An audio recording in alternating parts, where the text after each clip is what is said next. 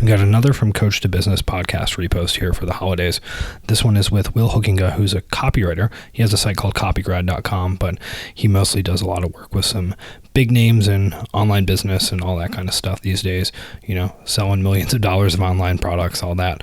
But on this episode, I thought this is actually the most helpful episode for me that we did on the From Coach to Business podcast. There's some really good takeaways here on copywriting and understanding human psychology related to selling stuff, explaining benefits in a way that actually makes sense to people, and really just being an effective communicator. So I got a lot out of this episode, and I know not everyone thinks of themselves as a copywriter, but really anyone who's trying to write anything persuasively is going to benefit hugely from just developing some basic understanding of these principles. So highly recommend that you check this one out if you haven't already. Enjoy.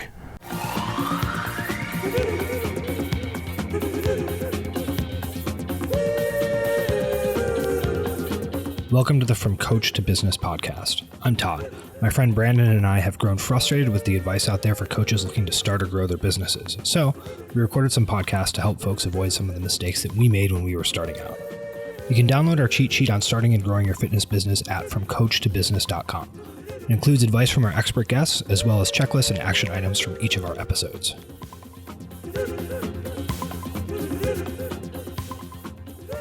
All right, so on this episode, we're going to dig into copywriting with a copywriting expert, in fact. Will, does that make you uncomfortable to be called a copywriting expert? Yeah, just mildly, but I'll wear the label for the purposes of this podcast, so people who are listening aren't like, well, wait a second, this guy's not an expert. Why would I listen to him? So yeah, perfect. A relative expert, if nothing else. So we're all still learning. Yeah, exactly. Lifelong learners. That's why we're here. So we have Will Hoekenga from Copygrad, and he does a bunch of cool freelance stuff as well for some potentially well-known internet folks, which is rad. And with the concept of copywriting, I think that a lot of people have sort of a vague understanding of the fact that copywriting exists and it might be important for marketing, but it really sounds like something that like the weird like C+ student bro who got a marketing degree like kind of sits in an office somewhere and does copywriting, but like it's not real clear what is actually happening with that. But I think it's a really high leverage area for just about anyone in any type of business where they can make surprising amounts of changes just by changing the way that they communicate what their product is, and communicate to clients in a way that makes them comfortable and understand what actually matters to them. And then also sort of like, greases the slide, so to speak, in terms of getting them to actually take action, particularly with fitness, where a lot of people are confused, intimidated, overwhelmed with information, and have this like vague sense that they should be doing something, but are just like unable to get their act together. So I think that the copywriting is potentially a relatively high leverage activity here. So with that sort of intro in terms of what people might be thinking about, how do you think about copywriting, and how should someone who's looking to start or grow a fitness business think about copywriting? Sure. Well, I think like the highest level, basic concept of what copywriting is it's capturing attention, holding attention, and inspiring action. And those are three things that if you're a business owner, you're already doing in some capacity, in just the day-to-day of running your business or starting your business. Copywriting is just translating those things into the written word. And I think the writing component of copywriting is what makes it kind of seem fuzzy or a little bit intimidating, I think, for a lot of business owners, because they look at it and they think, well, I'm not good at writing, or I'm not a writer, so that's not really something that I should think about doing. They kind of put it in this category along with sort of like the other collection of skills that you need to usually hire out when you're trying to start a business. So you have things like, I need to hire graphic designer to do web design for me. I need to find someone who can do programming and coding to put together a website for me. I need a copywriter to, write the words on my website, or to maybe help me with content or emails and that sort of thing, because I'm not a writer. But I think the interesting thing with copywriting is that it's a collection of skills, and writing is just one of the things that help you be better at copywriting. The other things that help you be better at it are things that, if you're a business owner, are things you're already doing. So talking to customers, listening to customers, understanding the problems your customers have and how your product solves those things, understanding what leads people to buy your product in the first place. These are things you're already having to figure out as a business owner, and you may not know all the answers yet. You may not feel that you are the world's best at talking to customers yet or selling customers yet, but those are all things that you have to do anyway, and those are things that make good copy. So any good copywriter, those are things they're all trying to get better at. And so I always just try to encourage business owners, as you're already doing a lot of the work that goes into writing good copy. The actual writing is just kind of the final piece of putting it all together. So you're usually a lot closer than you think to being able to really improve how copy is, impacting your bottom line, so to speak. And I think that that ability to refine and convey your value proposition to your customers is one of particular importance. It's a lot of people might think about copywriting as the words I put on my website, but one thing that I found really helpful as I started exploring copywriting is that not every person thinks like me, and most don't care about the things that I care about. And what you're doing through copywriting in part is translating the value that you can provide into terms that make sense to your customer. So it's not like in fitness, I know how to give you the best sets and reps, because people don't care about that by and large. They care about whatever they care about, getting lean six packs and that kind of business. Right. And those are the kinds of things, like, when you're trying to come up with, what services you want to offer or that sort of thing, or what your value proposition is for whatever type of gym or business you're starting, you have this initial idea of like what you're offering, and you start putting it out there and offering it. And then you find out, well, people do kind of want that, but not exactly the way I'm talking about it. They have a different way of thinking about it. And those are things that you learn through the course of interacting with customers, and you get better at them over time. So yeah, copywriting in a lot of ways is taking what you learn from that and translating it into everywhere you need to have words to capture attention, hold it, and inspire some sort of action, whether that's, getting people to submit a form on your website, or click something in an email, or opt in on a landing page. Right. Or even like in the sales process, talking to customers, I found that it's been very helpful for me too. Absolutely. Yeah. Well, so it sounds like what we're zeroing in on here is the idea that what someone who's potentially interested in hiring a coach or going into a gym might be thinking about is not necessarily the same thing that the coach themselves is thinking about, right? That they have totally different perspectives, particularly if you have been training for a while and maybe fitness has been, a part of your life since you can remember. Like every dumb coach bio on every fitness site is like, I've loved sports since I was 4 years old. I played every sport growing up, and sports has always been a big part of my life. Because I love sports, I also love fitness. I'm excited to bring fitness to you, right? And like that's not what clients are thinking. Clients are thinking, I hate sports. I was picked last. I'm intimidated and ashamed. So there's a pretty big disconnect here in terms of the way that people think about training. So how do you think about, understanding the mindset of a potential client and being able to speak to them in their language rather than in the language of someone who is already, an expert who's bought into fitness? Right. Well, I think it starts with thinking about why, like what is putting them in a position to be interested in you in the first place, right? So kind of like, where are you entering the conversation that the customer is having with themselves?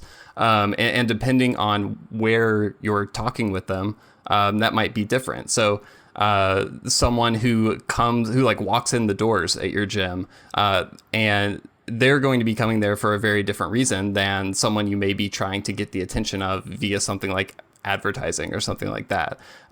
So, what drove you to be interested in fitness, in almost every case is not going to be the same for the customers you're trying to reach. There are some unique businesses like that, but you were driven to kind of open a gym. Someone else maybe just be kind of interested in trying a class or something like that. So there's very different reasons. You can't just take what you find great about it and expect that to translate to your customers. And again, finding out what those drivers are that are getting people to be interested comes with having those conversations with them, and asking them questions and learning what's really, motivating them to what problems are being motivated to try to solve with the solution that you sell. So how do you zero in on those problems, right? I mean, it sounds like something that you can potentially kind of pick up just, through conversation. You may have you may start to develop just like an intuition about the way people think about something like their fitness or their training or what have you. But if you say are approaching a project and you want to dial in, all right, like what are the pain points of my customers? What are their problems? How do they phrase it? What does that process look like for you? Yeah, well, I think it starts with one of the questions I love to ask is just and some of it depends with who you're talking to. So if you're talking to someone who's already a customer, it's a little different than if you're just trying to talk to someone who might be interested in being a customer, right? So I like to start by talking to my existing customers because that's the best way to learn what problems they were having that other people who are similar might be able to relate to. So one thing I always like to ask is, what was going on in your life when you decided to, do X? So for a gym, it might be, come in for a trial session or, whatever it is. What was happening in your life that made you want to do that? And then literally it's just listening to what they say. And seeing how they talk about those problems or triggers, what words they use to describe it, and how they talk about the sort of thought process that led them to walk through your doors. Do you have an example potentially, maybe not for fitness, but for maybe some other project that you've worked on in terms of like maybe something that you thought would be an issue or a pain point that ended up being something totally different or counterintuitive, just to kind of give people like a tangible example of that process? That's a good question. So like just the other day, I was working with a couple of people. We're planning kind of a product launch. It's for an online course. And it's about writing, people who want to write books, but for whatever reason haven't been able to really get into it and actually, make progress trying to become an author.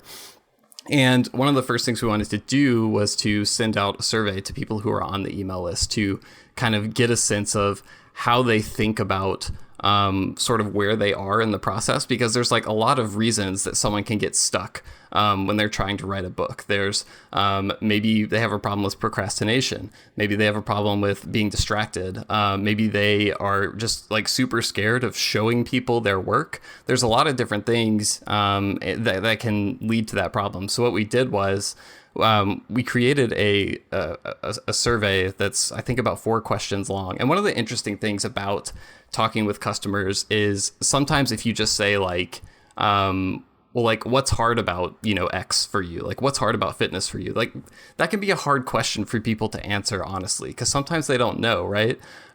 So what we did is just through the course of working on this project for a while and seeing, how customers respond and how they, write about their problems and things like that, we kind of landed on there's about 5 general problems that people have that sort of hang them up when they're trying to make progress on a book. And so the way we structured the survey was the first question is just like, what's the biggest challenge that's prevented you from making progress as a writer? And there's like multiple choice options that list out those common things. But anytime you're talking to a customer, you want to get qualitative feedback. You don't just want to find out like, okay, well, the way we describe this here is what most people identify with. So like, that's how we should describe it everywhere. Because the words that you put it into aren't always the same as what your customers are going to use when they describe the problem. So what we did was we started with the multiple choice option to make it easy for people to just say like, yeah, this is like kind of what my problem is. And then we followed it up with a question that basically just says, please describe your answer in more detail. Like, what's it like to be stuck where you are? How has it impacted your life? And that's where once you've primed them with that sort of hang up that's holding them back, that's when it makes it easier for them to really talk about it. And you can see what words they use, how they conceptualize, what their problems are and that sort of thing. Yeah, and Brandon, I think something that you mentioned earlier is potentially pretty relevant here as well, just about the actual sales process, right? So, in the example that you're talking about, Will, I mean, this is a scenario where you potentially already have an audience that you can dig into and survey, and they're responsive enough that they're going to get back to you. But a lot of folks trying to start a fitness business might not actually have that, right? They might have a handful of friends who they've helped out with stuff, or a few clients that they currently have stumbled across in some form or another. But the concept of understanding, why they're actually working with you, or like how they found you and what problem they're trying to solve, I think is still applicable. It just maybe has to be done in a slightly different way, right? So if we think about the sales process, which we've discussed in this podcast season, one of the things that's really important is understanding what problem the client is trying to solve, Right. which is often not what you as an expert think they're trying to solve, right? That someone is going to come in, and a lot of experts are like, okay, cool, what are your fitness goals, as like a number one question they want to find out. And they're expecting someone to be like, well, I'd like to squat 1.5 times my body weight and potentially lose 3% body fat and be able to do 5 unbroken pull-ups. Right. But like, people aren't thinking that. They're thinking, I go to the gym and I'm unsure about my form. I'm inconsistent. I go for 3 weeks and then travel for work and don't show up for another 3 weeks. And I kind of just follow some random stuff online, right? Right. That they're thinking in these sort of like vague problems rather than like specific goals. So how can we extract those problems from people if we don't have, say, like a responsive list that we can survey? Yeah, well, sometimes it starts with, like if you have no customers, something that I like to do, because sometimes, I work with clients who are launching something for the first time. They don't have really customers yet. Something you can do is find similar businesses in your space that are serving the same types of customers, and look at things like reviews and stuff like that, because that's where you're going to see customers talking about those problems in their own words. That's where you're going to see someone be like, well, what I love about, this CrossFit gym that I joined is I finally have been able to have like consistency in my routine, like you were just talking about. They don't necessarily know like the workout regimen they want and like the specific, amount of weight they want to be able to squat. They just know that like they're frustrated because they can't get into a routine. Anytime they go into a gym, they feel confused. They're not quite sure like how to use the machines, or where to go, or like, what they should be doing. They feel out of place. They feel self-conscious about it. And those are the kinds of things that you have to start thinking about, helping people understand that that your product can solve those things. So like I said, reviews are a great way to find out how people think about that. And also just like, inviting people to you have to start somewhere, right? So going to friends who might be interested in working out, and talking to them, inviting them to come in for training and things like that. Just doing whatever you can to put yourself in a situation where you're having to talk about your product with someone who may be interested in it, and you're going to learn a lot of stuff from those conversations. I find in those conversations too, it's helpful to try to get at a deeper level. Like almost anybody that you talk to about fitness and you ask them what their fitness goals are, they're going to tell you that they want to be healthy, but that's really not the root of it. And then if you use that messaging, it falls flat. Do you have any tips on like how to really get at the core of the idea when you're speaking with people like that? Yeah, well, I think one thing is to always just keep asking why. Like if someone tells you the reason they're interested in working out is because they want to be healthy, ask them, well, like, why do you want to be healthy? And then, you might ask like, well, what if you tried in the past to solve that problem that hasn't worked? And you'll start to get more of that experiential kind of qualitative data about their experience and what it's like to try to, and in talking about that problem, you may discover that that's not actually the problem. That's where, it started with, oh, I want to be healthy. And then after you've asked a little bit about what they've done in the past to try to solve it, then you find out that the problem is really, they haven't been able to find a routine that works for them or something like that, or they feel self-conscious when they go to the gym. So it's really just, it can feel uncomfortable sometimes to keep asking people those questions, but that's where you're going to find that really good information that isn't really available on the surface. Yeah, I think that for us at Southloop as well, a few things have worked very well for us to have a better understanding of where people are coming from, not just, like how they found the gym, but what their actual problem that they're trying to solve is. And one is just our intake form, right? We have a question that says something to the effect of like, why are you filling out this form? Like, what are you looking for? And people will sometimes put like shockingly detailed and personal information in that. Right. Sometimes it's too far and you're like, this person is clearly unstable and I'm a little nervous to actually have this consult with them based upon the fact that they wrote like a 3-paragraph essay in a web form. But other times people will put in some very insightful stuff just about what they're actually thinking. And then when they come in, you already are sort of like, hey, listen, I see that you saw that you're a little bit intimidated when you go to the gym on your own. You're not sure what exercises to do. You're worried about hurting yourself. Like, tell me more. Like, what are you actually looking for? And then they'll just go for it. They'll tell you. Right. Another thing that I like to ask people is kind of like, once you're aware of what that problem is, you can ask really interesting questions about the problem to get into some of those deeper emotional attachments they have with it. So like asking them, what will happen if you don't solve this problem? Or, what would it be like if this problem were solved? Like, what would be different about your life in that scenario? And that's where you can get to a lot of the things that are motivating them to want to solve the problem in the first place, But that's a great example. And yeah, I agree. Yeah, I think that's a really good point too, just about understanding not just the problem that they have, but what the benefit to them is of solving it. Because the things that we as coaches think of as benefits, right? Like I said before, 1.5 times body weight back squat and certain number of unbroken strict pull-ups and, the ability to hold a certain pace on intervals and, following the specific training program. Like we think of that stuff as like cool and valuable, but that's not actually what most people care about, right? They have something else that is potentially motivating. Right. Yeah. I mean, the benefit to them might just be like not feeling, exhausted at the end of every week or something like that. Like they want more energy in their life. It might be, no longer having to be afraid of like what'll happen if they don't take good care of their body. No one wants to put their family in a situation where they have medical issues because they're not healthy. And I'm not saying you have to like push on those buttons in your copy or anything like that. It's just you want to uncover how they see those benefits, because like you said, the advantage of being the business owner is everything about the product, but there's also disadvantages to that as well, in that you become a little blind to how other people see the benefits. And in this questioning, do you think that we're looking for, I find it difficult sometimes to search for the emotional root of these problems and what they're looking for. It's easy to say, okay, ask them a bunch of questions. Why? You find out, they travel every so often and that disrupts their progress. And then you're like, okay, cool. So now we know that it's your travel and we just got to come up with a plan for while you're traveling.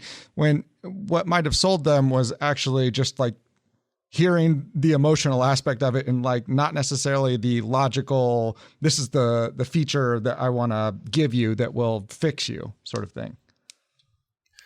Right. Yeah. And I think that that's the part where like being able to look at what people tell you and read between the lines a little bit comes into play.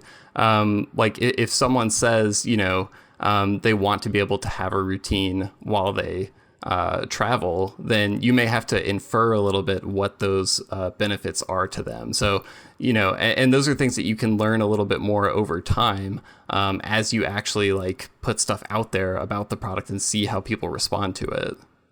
So yeah, that's and sorry to cut you off, but that's the other thing about this is you're the expert, right?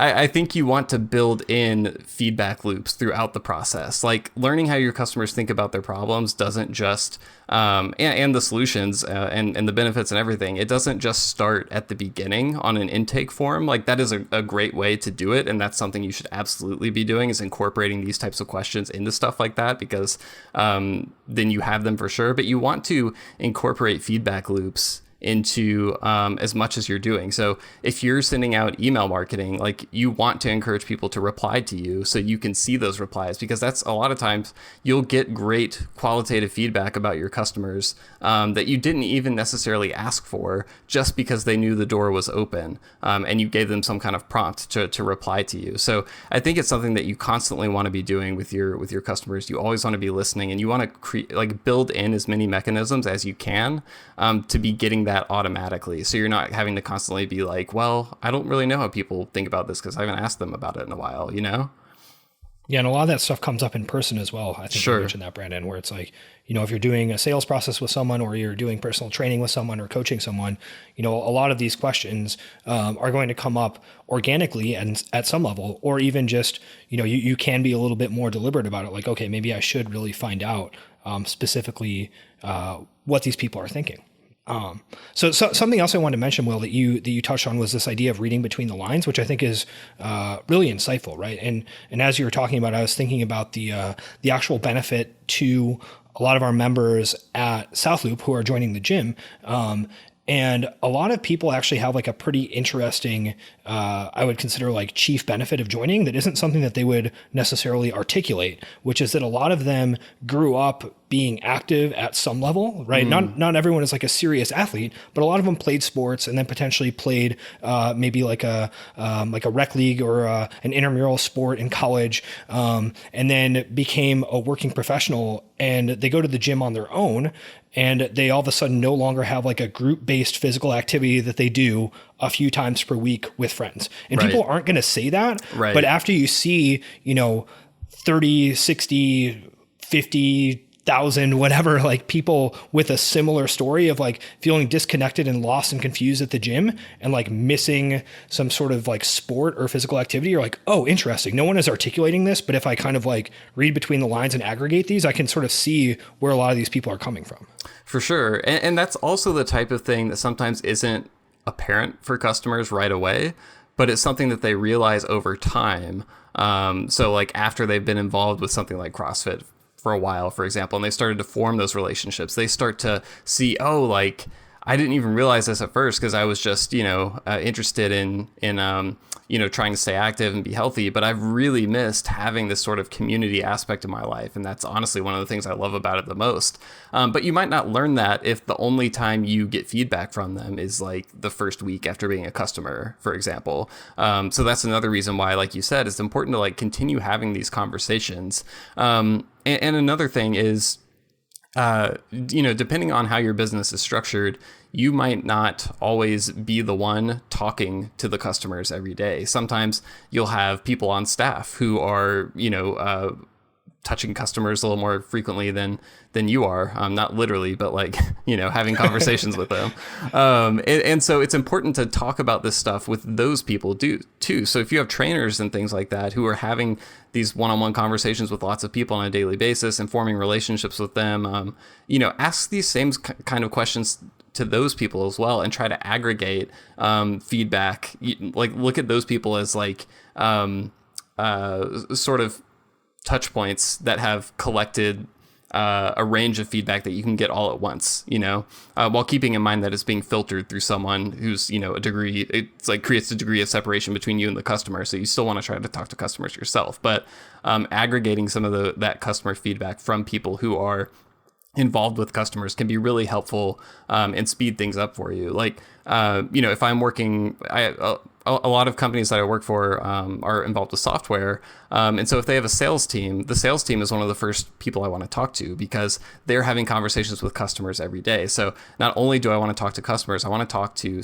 the people on the sales team, the people on the support team who are interacting with those people, because those a lot of times are the people who can help you read between the lines, because they have so much experience talking with people at every sort of stage of the funnel that they're going to have learned certain things intuitively that sometimes they don't even realize until you ask them about it, Yeah, I think that's pretty interesting. So we talked a lot about collecting data on clients, but I'm curious a little bit on how to then use that. And so, for instance, Todd mentioned that he knows that all of his clients are feeling despondent in the world, and they're looking for friends. And I'm guessing that the headline on your website, Todd, isn't like feeling lonely. So like, how if we just start as that sort of like a trend that you see in your clients, how could he use that idea, that feedback into his copy to resonate with his clients? Right. That's a good point, because sometimes you're going to pick up on something that doesn't necessarily translate into like, well, this is what you should position your entire business around. Right. And so like something like that, for example, while it might not translate directly into, the headline for your homepage or something like that, you might then see it as like, oh, this is something I could really touch on with a blog post or an email. This is like one more way to reach people and start a conversation, as opposed to something to, position my entire business around or be like the leading thing I use to describe my product. So, I think you need to keep in mind like sort of the outputs that it's going to translate into, and not just like attached to something because you heard it from someone and you think it sounds cool. Right. I mean, even if this is the case I was going to say, just even if this is the case, that maybe this is the most predominant and underlying trend that Todd sees in his clients, it still might not be the best thing to put forward as like the first thing a client sees. Right. Because you need to put yourself in your client's shoes, as like, they may see that as a benefit, but they're not going to connect that as like the primary reason why they would sign up for CrossFit. That might be something that sells them on it once, their other sort of concerns have been satisfied. Mm-hmm.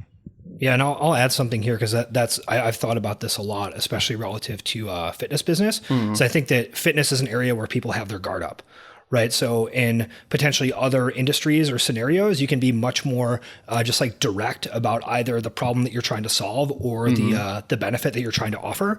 But people have been burned out on like, want a six pack, want to lose weight, like want to get fitter, whatever. They're like, I don't believe you. Right. So you can't be as direct. Like there's an example that I always think of as like the most hilariously like direct and tangible copywriting example I can think of. It was a billboard in, I think, the Las Vegas airport. And it was like, want to shoot a machine gun? And just like, it was like a machine gun range. And it's like, cool. Like, this is like some percentage of people are just going to be like, hell yeah. And just be like, I'm going, right. But with fitness, people are cagier about that type of stuff because they've been burned so many times and there's so many disingenuous players, right? So for us, our headline on the website is looking for a new challenge, ? Just because that's something that we saw repeatedly in the intake form, right? It's like, I've been doing X, Y, Z, and I'm looking for a new challenge, right? I'm kind of bored with my fitness routine. I'm looking for a new challenge. I've been training on my own, have plateaued. I'm looking for a new challenge. So it's like, cool. This is like an actual sentence that people use. Right. And it's sort of like aspirational and points in the direction of some of the benefits that we're trying to offer, but it's not so explicit as to seem disingenuous. Well, and also like the context that statement was made in. So that was made on an intake form. Those are people who just decided to sign up, right? So there's a lot of sort of congruency between that and someone who's coming to the homepage for the first time, right? Those people are kind of very close to each other in sort of the buying process, for example. So something that's on their mind right after becoming a customer is probably going to align well with someone who's coming to the homepage for the first time. And that's where, like, going back to just like the basic definition of copywriting is capturing attention, holding attention, and inspiring action. You have to think about how those things are connected to one another. Because like you said, if you just go with the most straight over the top, like, want to look awesome naked with a six pack or something like that, like it might get attention, but because like people are so burned out on that, it's not going to hold their attention because they don't trust you, right? It sends the wrong signal to the type of person you want to attract to the business. So you have to kind of think about how those things are all connected, and if the thing that you say to get attention is also going to set them up to want to keep reading and eventually take some kind of action. Do you feel, since we've been talking a little bit about people being guarded, and maybe everybody feels like their industry is the worst for this, but health and fitness really does seem like a pretty tough area to build credibility and get people's buy-in. You can call us out on it if you think that it's just the same as anything else. But I'm curious, do you think that there's like longer timelines? Are you playing a slower game as you're talking to people when you're trying to get them bought into whatever you're offering? I do think that there are different degrees of like distrust and stuff like that between certain industries. And I think with something like health and fitness, there are so many different things being thrown at people constantly and hammering them about that, that I do think it's okay to like, I wouldn't call you out for being like, no, you have the same advantages or disadvantages as every other industry. I think it's important to think about that. But I think it also depends a little bit on knowing the type of customer that you're trying to reach and what their attitude is about fitness. If it's something where they're a little bit more hesitant about it, they've never really felt comfortable in that environment, then yeah, I think it's going to be a little bit of a longer conversation. Whereas if you're selling a product to someone who's already like super into fitness and like, spends their weekends at GNC and stuff like that, like you can talk to that customer a little bit differently. So I think a lot of it is having awareness of the type of market that your particular type of fitness product fits. Gotcha. So if we dig into some more of these practical applications, we're kind of focusing on like actually creating a landing page or a homepage that sort of pushes someone to a call to action, which I think is potentially a good area to focus on, since that is a recommendation that we have for folks to actually have like a pretty clear spot to send people and then have them either, request a consultation or sign up for an email list or something like that. Mm-hmm. So if you are thinking about creating, this type of landing page where you want someone to take an action, what is your thought process surrounding actually creating that once you do have this understanding of the mindset of a customer who is potentially going to be reaching it? I think the first thing for me is always like, what action is the customer taking in order to get to this landing page? Like, are they arriving at it because they received an email about it? Are they arriving at it because they clicked a Facebook ad? Like, what was the starting point that got them to go to the landing page? Because no one just like suddenly is on a landing page, right? So I think you always want to know like what happened immediately before this, so you can think about the ideal way to sort of start the conversation, right? Yeah, and I actually think that we may have mentioned this on another episode. I don't remember if we talked about this or not, but I certainly have made some mistakes with that in the past, because I'll read a lot of information from like various online businesses or like tech startups or whatever, which is sometimes super insightful because you get something that is sort of outside of the scope of typical fitness business stuff. But I definitely created some like weird over optimized funnel for people to join my gym that was terrible, because people were coming from a Google search. They're like, I want to join a gym. Let's see what is a CrossFit gym near me. Oh, this guy wants me to sign up for some like weird email course. Like, what is this? Right. And it's just like the totally wrong approach, because that customer is like, I'm literally trying to come into a gym right now. Right. But it might be a totally valid approach for someone who is, offering more of like an information marketing type of scenario, or Brandon, in your case, like, trying to attract people who are interested in some of the finer details of fitness and might want to eventually convert into a coaching client.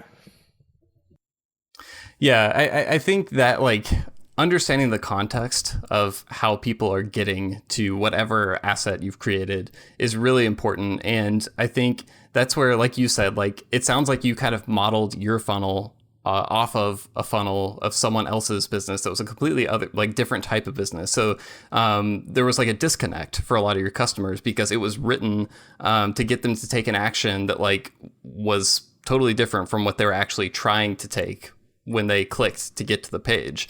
And this is something I see a lot of times with copywriting, because, if you're kind of like just starting to want to brush up on copywriting, get a little bit better at it, some of the first resources that you'll find will be things like templates. So you'll find a collection of headline templates or something like that. And a lot of times, I'm not saying there's anything wrong with templates. Templates are great. They're like fantastic for just sort of kickstarting your creativity and getting you to like seeding ideas, essentially. But something you have to think about when you look at a template is like the headline in that template. Like what was that headline written for? Was it written for like a big long form, like 4,000 word sales page? Because if so, like a headline that you would write to try to prime someone to get them to read a 4,000 word sales page is very different from a headline you might write to get them to put in their email address on like just a simple squeeze page that has like one headline and a subheadline and a call to action, and that's it. And the same thing goes for like, if you take a headline that's meant for an opt-in page and try to apply it to like an email subject line, the things people were doing in the moment that they experienced that headline are all very different. And so you can't just take something that was meant for something else and just plug into what you're trying to do always. Yeah, I think having that idea, what you mentioned of being action first, action minded is really helpful in that sense. But also just like a lot of times we think, oh, we need a website, or I need to have a squeeze page, or I need to have a sales page, or I need to have something. But we aren't necessarily focused on like, okay, so the whole reason that I'm doing this is because of this one action. And that's going to shape everything else, all the other rest of the effort that I put into this page. So if we know that up front, it can make the process so much smoother. Right. So something that I think you can apply to like any type of asset you're trying to create or campaign you're trying to run, whether you're just emailing your list about a blog post or making a landing page for a free ebook, is always starting with like the end point in mind of like, what do I want people to do and why? And that's going to help you frame sort of everything you create, from the headline to the call to action to the email you send, like if that's involved. And yeah, I think just starting with the end in mind is a super clarifying experience and helps you completely reframes your approach to everything. Mm-hmm. Yeah. So if we focus in on this idea of trying to get someone to take a specific action, I think for a lot of the folks who are listening, what they're probably going to want someone to do is to reach out for some form of initial coaching consultation, right? Whether that's some sort of phone call or like Skype call for a remote client, or to potentially come in and try a class or meet with a coach and do some one-on-one stuff. I think what you mentioned is really insightful, that the best practices for different landing pages are going to be different depending on the goal. But for someone who wants to start this like coaching conversation, what would you think of as some like principles that they should be looking for in their page based upon that? Yeah, well, so first of all, I would think about like that final like ideal outcome that you want is for someone to like book the coaching consultation, right? But think about it from their perspective. What is like the benefit that they will get out of that coaching consultation? So maybe during that coaching consultation, I'm assuming you're going to do something beyond just like telling them that they should sign up. You're probably going to ask some questions about, their goals, what they're trying to accomplish. You might try to give them like some tips or a routine or something like that. There's going to be some sort of like benefit-driven outcome that they get out of that coaching consultation because you're going to want them to experience value during that, so that they will hopefully like come in and become a member. So start with what is that thing that they're going to get out of the coaching consultation, so that way your call to action doesn't end up just, you don't end up just pushing people all towards this goal of like, come have a coaching consultation, because like that's not what they want to do. They want to figure out like, what's my ideal workout routine or something like that. So you want to take what that benefit is from the coaching consultation and remove it from the coaching consultation and make that like the feature thing that they're getting. So yes, they're getting it in the form of a coaching consultation, but you need to like take out that benefit and package your message around that thing. Does that make sense? Ideally, that's based on some of the language that you got from that initial research that we discussed earlier, right? Right. Yeah. And a lot of this depends on like, ideally you have sort of structured your coaching consultation around what you've learned from customers. So that like the problem they're trying to solve is like they don't have the ideal routine. And I'm just using that as an example. It could be any number of things. But maybe let's say you've learned that that's what it is. People like just feel like they don't know what to do. And so you make the goal of your consultation to like ask some questions, learn about, what they like to do, and then be like, well, here's a cool routine that I think you could do. So hopefully you've put in that time to create a good product already. Because if you haven't, then copywriting is only going to take you so far, right? Like the end result that it pushes them to has to be a great experience. Otherwise, it's not really going to matter. And I think that's why a lot of people have a bad taste in their mouth around this idea of copywriting, is because they feel like it's being slick. It's trying to convince somebody to do something that they don't necessarily want to do. But when done in an honorable, and like what we're trying to talk about here is done in a way that is like consistent and coherent with your business, you're just helping people make that leap from curious about you and skeptical to appreciating what a good job you can help them with.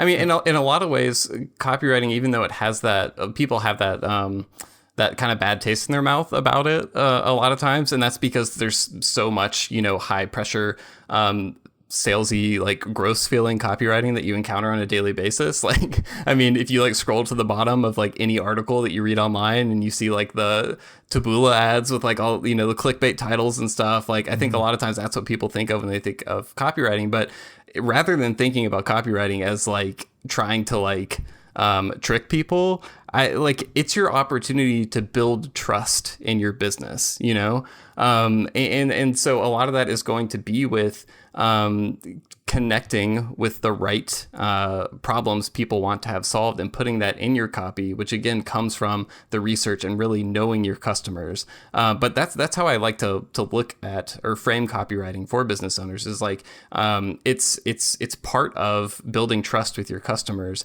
It's part of your brand. I think a lot of times people get confused between branding and copywriting, where they kind of think they're the same thing. To me, like brand is more how people feel when they think about your company. So it's like sort of the sum total of a lot of things. But copywriting is a piece of that, and it's going to impact the way people feel about your business. So it kind of, behooves you to have an understanding of it so that you can create the image of your business that you want people to have. Yeah, I want to add something on the ethics of it, because I think that's an important point that we didn't really talk about. And this may be potentially from Jay Abraham. I'm not sure. Someone who I listen to periodically said something to this effect, but they're just talking about ethical marketing and saying something along the lines of, your marketing is ethical if your customer would make the same decision if they knew everything that you knew. Right. So it's like you may be doing something that could be I don't want to say tricky, but like might not be like the perfectly authentic thing that you would exactly say if you said everything that you think. But that doesn't necessarily mean that you're being unethical, because if the client knew everything that you knew, they would still potentially make the same decision. And that's sort of how you want to think about your copywriting. Right. And yeah, and I mean the fact is, if you're running a business that involves like repeat customers, which I think most people who are owning a gym, it's kind of most of the time a subscription-based business, right? So you have to keep proving yourself over and over again to your clients. And so if you put something out there that isn't trustworthy, or like gets them to come in the door, but then like completely like the experience does not deliver what you promised at all, then like they're going to cancel, I think if you read David Ogilvy's book, Ogilvy and Advertising, like he basically says like you can trick customers once, but then they're not going to buy from you again. So it really is important to like, you have an opportunity to build trust and ethics into your copywriting, and that's what you should do, because you need to keep people coming back. So I want to get a little more tactical again in terms of like creating our actual let's say, landing page to get someone to come in for a consultation. So we talked about some ideas surrounding the headline. We talked about some ideas surrounding the actual call to action. We haven't really dug into like the details of like, long copy versus short copy, features versus benefits, all these different things that come up if you start looking into copywriting. But how would you think about actually crafting like the text on the page? Should we have, paragraphs and like highlighted sentences and bullet points and all that kind of stuff, or what are we trying to do here? Well, I think if you are getting someone to book a consultation with you, I like to think about it in like terms of friction and trust. So like how difficult is it going to be for someone to take the action that they're going to have to take?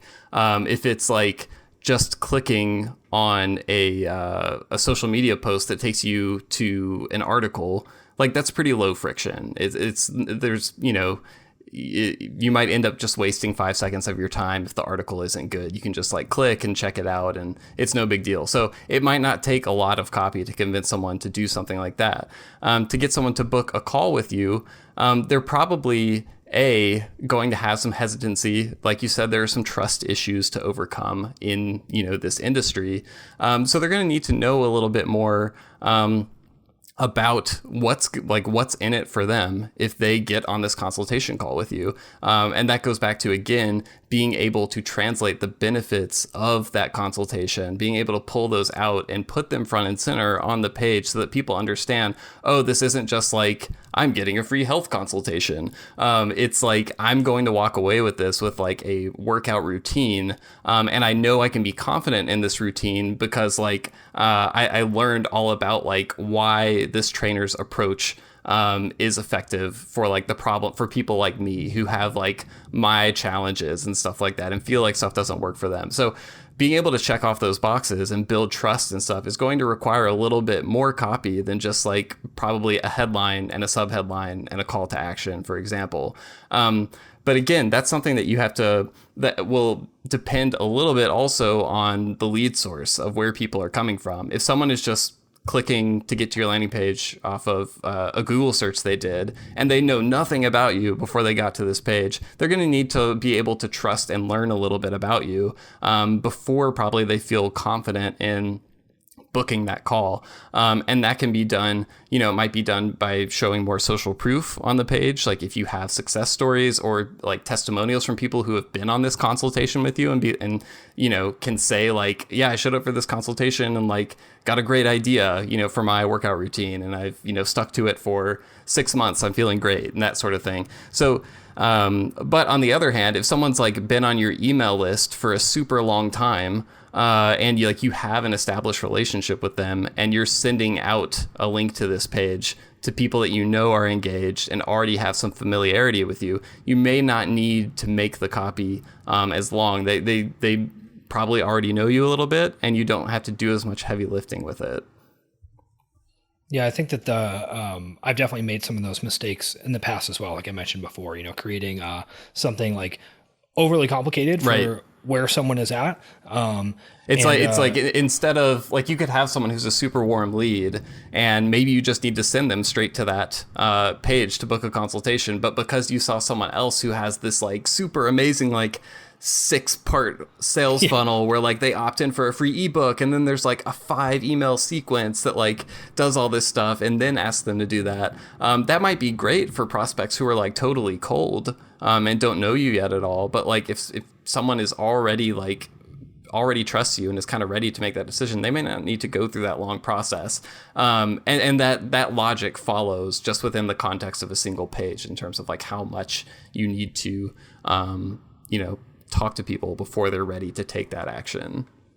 Yeah, for sure. So in the context of someone trying to book something with a coach, we can assume that if someone is getting to your consultation page, that they're probably at least somewhat warm in the sense that they may not know you, but they're at least like very clearly looking for a solution to some problem. Like they want to join a gym, they're problem want to aware. hire a personal trainer, they want to get a nutrition coach.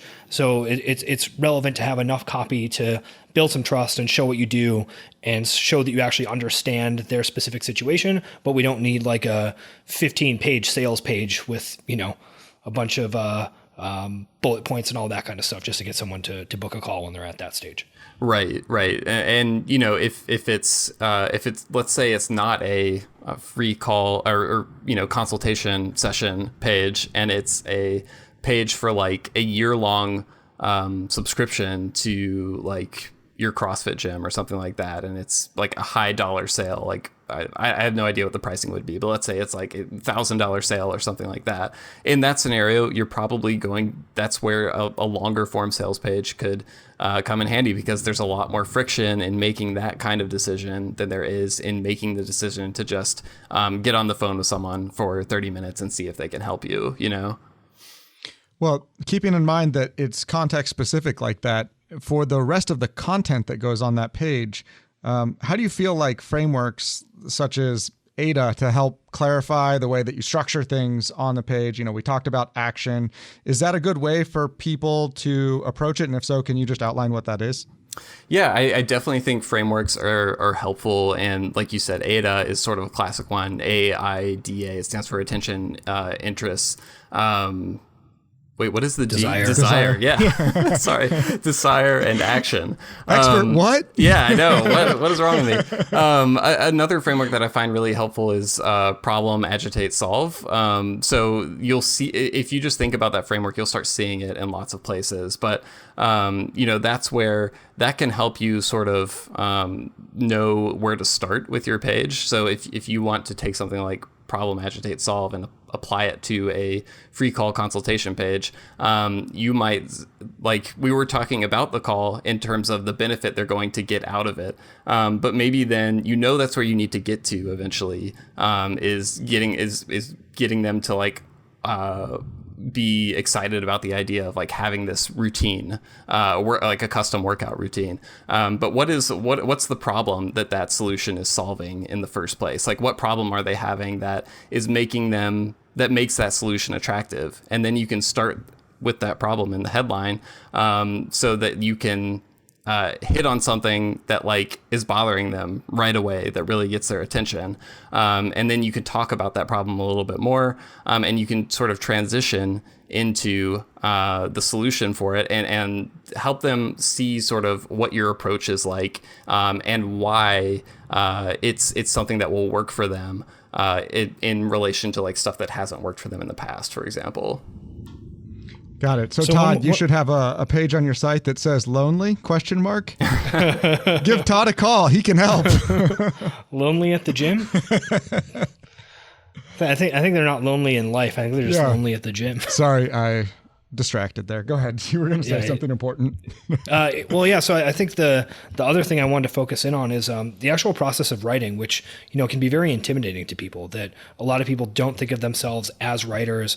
You know, that they have horrible memories of writing book reports in school, and then whenever they write something that's like on a website or somewhat formal or whatever, it turns into this like weird expository essay format from, you know, junior year of high school. Right. And they start like saying really strange stuff and like having a bunch of sentences with a lot of commas and like, on the other hand, like, and you're like, what is going on here? Right. So with copywriting, I mean, I think that one of the important tenets is being able to, you know, speak in customers' language, and then also write in a way that you would actually speak. Right. So, Will, how do you think about actually like crafting the sentences that go on a page, particularly for someone who is intimidated at the thought of having to like put down words on an actual computer screen? Right.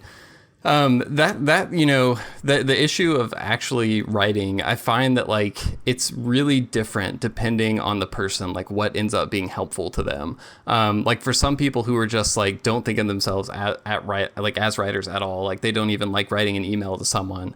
Sometimes it might be more helpful to like just try like literally talking it out and recording it and listening it back and like typing out what you said, just to kind of like get something on the page. I think that's one of the hardest things for people, is to just have something on the page. And once you have something on the page, it becomes so much easier to go back and start applying more of this stuff to it.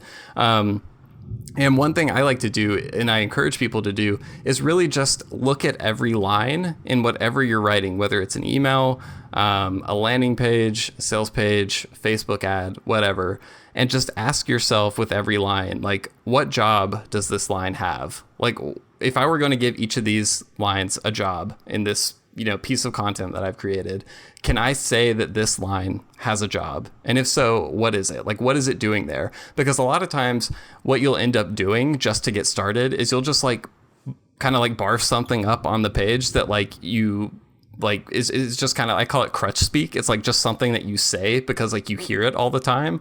Like an example that off the top of my head I think of is a lot of times you'll get an email from a company that's like doing a webinar or something, and the first line will be like, "We're excited to announce our upcoming webinar." It's like that line doesn't really serve much of a purpose. It was just something that you said because like that's something people say when they have some kind of news, right? But it's not really of any value to the person reading on the other end. So that's something I always encourage people to do, is to like get something on the page, however you need to do that, whether it's talking through it, whether it's looking at an example of a similar page that you've seen and just like taking that exact structure and, borrowing it and putting in your own information. Get something on the page, then go back through and really ask yourself, like, what is the purpose of this line? What is it doing? Is this going to make people more likely to want to read the next line or not? And that will really help you kind of refine it and break it down and get it to a point where it's a lot tighter. I think that getting just anything on the page is a really important concept too, because a lot of people will try to write and edit at the same time, right? And then they kind of end up with this like weird self-aware thing. It's right. just like, it's like the equivalent of social anxiety with writing, where you're just like, oh, this is so awkward. Like, I hate this sentence. What's wrong with me? Like, blah. Right. And they just like can't get anything done. And most people who are effective at writing, just vomit something out and then get it all on the page and then clean it up later. And then, over time, maybe you get better at vomiting something out that is in fact usable and you don't have to do as much editing. But it can be very important to separate those two processes just to get something done. Mm-hmm. And also, a lot of times if you're working on something like that, it might not be something you complete over the course of, an afternoon or a night. It might be something you're kind of working on and refining and trying to get the messaging right over the course of a few weeks. And so like, as you're doing that, try to like take some of what you're writing and just incorporate it into conversations with people and see how they respond to it and that sort of thing. Because, when you're talking to customers, any business owner kind of can tell when like you have those kind of like see someone's eyes light up and like you can tell you've connected with something. So try to like take ideas that you're workshopping with works in progress and just find ways to test them like in the real world, as you're going through that drafting process. I like that because it also takes out the formality that people tend to put in their writing, because you're not going to be like with the client and say, and due to A, B, and C, therefore you should, so just silliness. And I think it helps eliminate that. For sure. And I was going to add that the idea of just like having anything up there that has some of the understanding of this client mentality or client research that we've talked about is going to be better than just about anything else you can do. So even if you have something that's kind of grammatically weird and maybe a little clunky sometimes and like has punctuation errors and whatever, if it at least, touches on the pain points and the actual problems that clients are trying to solve, that's going to be orders of magnitude better than whatever like weird thing you probably currently have. Absolutely. Those are like by far the most important boxes to check. Like if you're hitting the right pain points, if you are like building trust and providing social proof and you have the right call to action, then like you have so much more margin for error and like the actual like writerliness of your writing. It can be okay if you make some mistakes or you have a line that sounds a little bit weird. Like that stuff is infinitely less important. Wow, I don't know. Sorry, there's like a crazy storm that just started outside. I don't know if you guys heard any thunder or anything. It's very spooky. Yeah. But anyway, like I said, like don't get caught up. Writing is very difficult for lots of people, and it's totally natural to feel self-conscious about it. But if that part of it makes you uncomfortable, just like pour yourself into those other parts of it that we talked about already. Like I was saying, the skills that you're already having to kind of refine on a daily basis as a business owner, those are going to make your copy better. And so you can start by getting good at those things, and over time, like build up the writing muscle and you'll get better at it. But do what you need to do to get the words on the page. If you can't think of like the ideal headline, but you're starting to collect some of that customer data and feedback and stuff, just like literally take their words and stick it on the page. Like you were saying, Todd, I think you said like looking for a new challenge, like literally like 75% of that headline came from people saying like, I'm looking for a new challenge, we just took what they said and put a question mark at the end. Exactly. And I think a lot of times people think that like, oh, I can't do that. Like I have to write something. It's like, no, you just did. Like, that can by far end up being like some of the best performing copy you'll have is like, you just took a line that a customer laid in your lap and you just had the presence of mind to put it on the page and like not mess with it. You don't need to like go back and be like, oh, well, I need to make this sound clever, or like I need to make it rhyme or something like that. Like, no, you don't. If it's connecting with something that is in the customer's head already, that's going to be so much more powerful than like the perfectly structured sentence or whatever. Right on. So, Will, people might be interested in copywriting at this point, and hopefully, I hope so. If they want to learn more, I think that your blog is extremely good. Thank you. I know I've been following it in some form or another for quite a few years now. What should they do if they want to read your blog? I mean, you can send them the URL, but there's probably like a post or two that's like particularly nice. Yeah. So, like you said, the website is copygrad.com. There's one post in particular that I think kind of encapsulates a lot of the concepts that we've talked about and gives you a little bit more like practical nuts and bolts and stuff like that. It's a post that I wrote about headlines, actually. And I believe the headline for the post about headlines is it's called The Overlooked Truth About Writing Great Headlines. So if you just like Google Copygrad headlines, it's the first thing that comes up.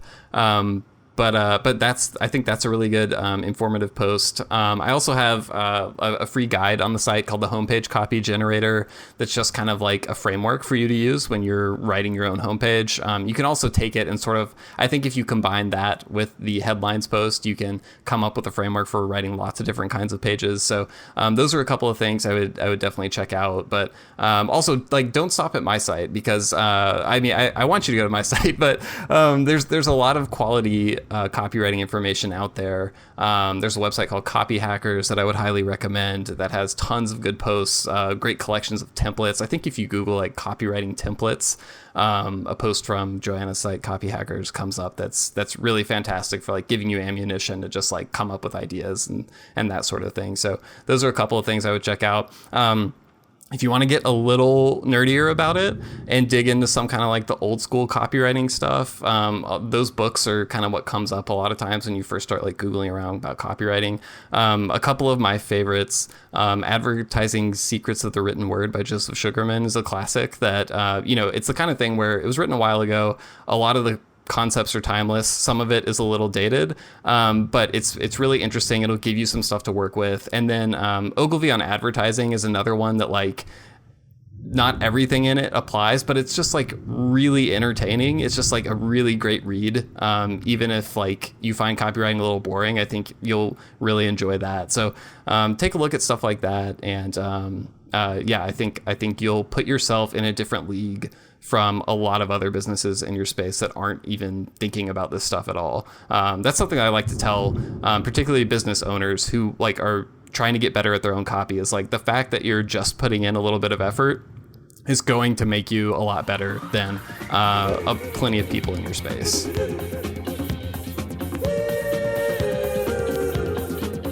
Thanks for listening. We've compiled the action items, recommendations, and tools that we and our guests use into a cheat sheet that you can download at fromcoachtobusiness.com.